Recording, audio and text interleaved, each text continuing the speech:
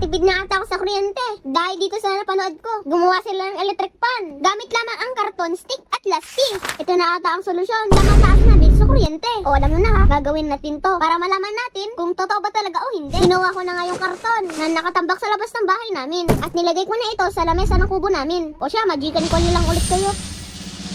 O ayan na, kaya simulan na natin ikabit ang mga parts nito. Ginawa ko na nga yung pahirebang karton. At talanggan ko ito ng glue stick. At ikabit na natin ito. Dapat maganda ang pagkakabit para matibay. Sunod naman ang LC nito. Itusok na natin sa may gitna ng parehabang karton. At sunod naman ang bilog na maliit na ito. Ito ang mag-iikot sa ating LC. At ang last na ilalagay natin, ito namang lasti. Dahan-dahan ang paglagay ko nito. Dahil baka kasi pumaltik ang lasti sa kamay ko. Masakit yun. O ayan, ready na ang motor sa electric fan. Paganahin na natin kung gagana ba talaga ito. 1, 2, 3, go!